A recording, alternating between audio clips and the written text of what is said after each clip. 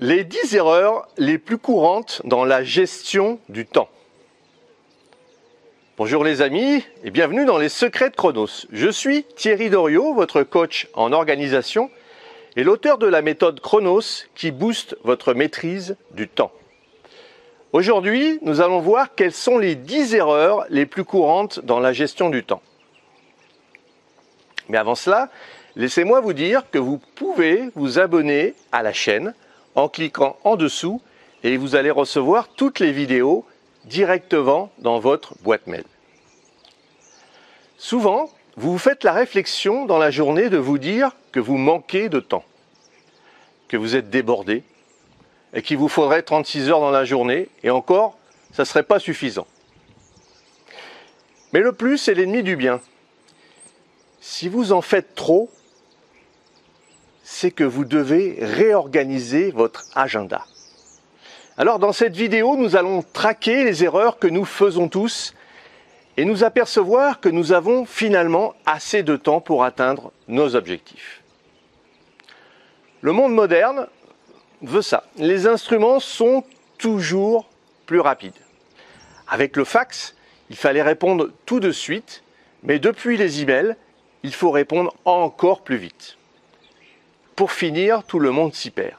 Dans l'urgence, on n'a plus le temps de réfléchir, de prendre du recul. Avant, la gomme et le crayon permettaient d'avancer à petits pas. Aujourd'hui, d'un clic, on efface tout et on recommence. Il faut produire et vite. Et il nous faut repérer les moments où nous perdons du temps. Voici les 10 erreurs les plus courantes dans la gestion du temps. Alors, ça commence par le manque de routine. Ça commence par le matin et il est précieux d'instaurer une routine.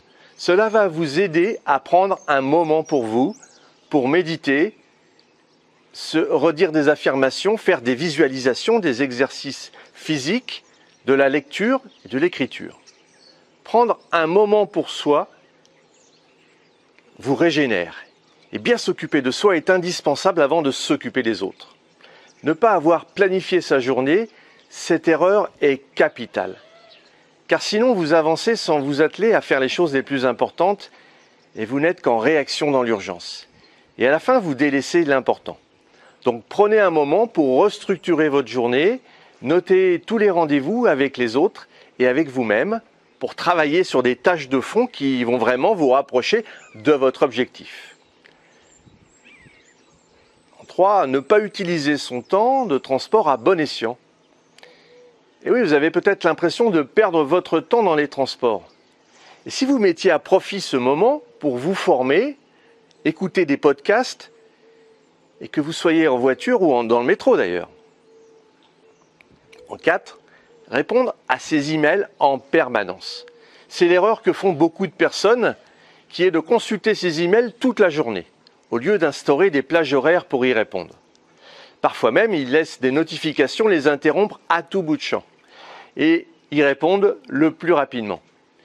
Idéalement, il ne faut consulter ses emails que 2 fois par jour, une fois en fin de matinée et une autre en fin de journée. 5, c'est de participer à toutes les réunions. Vous n'êtes pas obligé de participer à toutes les réunions. Vous pouvez demander le compte-rendu ou demander systématiquement si votre présence est indispensable, vous faire représenter ou vous organiser pour tourner avec 2 ou 3 personnes pour vous libérer du temps de travail pour vous. 6, l'erreur c'est aussi de ne jamais dire non. Même à votre patron, vous n'êtes pas obligé de dire oui tout le temps. Si vous le faites en permanence, vous serez dans le plan des autres, mais pas dans le vôtre. Votre agenda ne vous appartiendra plus. Et ne croyez pas que les gens vont se vexer parce que vous ne vous rendrez pas disponible systématiquement pour eux. Au contraire, ils vont voir que vous ne pouvez pas être dérangé tout le temps et vont vous respecter. 7. Ne pas repérer les voleurs de temps. Alors il est impératif de développer un 6e sens, parce que celui de repérer les voleurs de temps. Toutes ces personnes qui n'ont rien d'intéressant à faire, qui s'ennuient et qui cherchent à se divertir, mais aussi toutes les pensées parasites qui vous conduisent à procrastiner et à reporter trop souvent à plus tard vos actions. En 8, ne pas regrouper les actions non stratégiques.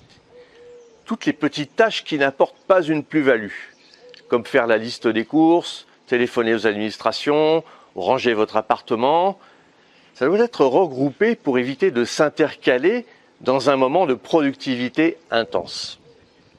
En effet, nous avons tous des moments privilégiés où notre chronobiologie nous permet de passer à l'action massivement et efficacement. Donc stratégiquement, il ne faut pas nous couper de cet élan avec des tâches non urgentes et non importantes. En 9, être désorganisé. Ben oui, il est important de pouvoir retrouver un document et un fichier très rapidement. Vous devez être organisé. Il existe des méthodes pour ranger, trier et ordonner vos affaires. Le 5S, par exemple, est très puissant. En 10, ne pas débriefer. Ah oui, votre mémoire a beau être efficace, il est compliqué de se souvenir de tout. Préférez alors noter chaque élément important pour vous en souvenir et pouvoir y faire référence quand le moment sera venu. Le plus simple, c'est de prendre une demi-heure chaque soir en fin de journée pour vous remémorer les actions stratégiques que vous avez menées. En procédant ainsi, vous ne monopolisez pas trop votre cerveau, vous y laissez de la place pour votre créativité. Alors vous avez compris que votre temps doit être utilisé pour servir vos intérêts, ceux qui vous permettent de faire un pas de plus vers votre liberté. Si vous ressentez un besoin, n'oubliez pas de cliquer dans la description parce que je vous ai mis un lien vers un sondage qui nous permettra de mieux nous connaître. Si vous avez apprécié cette vidéo, mettez un pouce bleu et partagez ce contenu. Et laissez-moi un commentaire. Si vous voulez aller plus loin dans la gestion de votre temps, et pour vous remercier d'avoir suivi cette vidéo, j'ai mis à votre disposition 1 heure de formation sur le fonctionnement de votre cerveau et la préparation mentale. Laissez-moi votre meilleure adresse email pour que je vous l'envoie.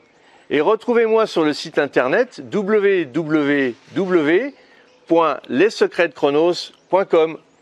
À très vite les amis!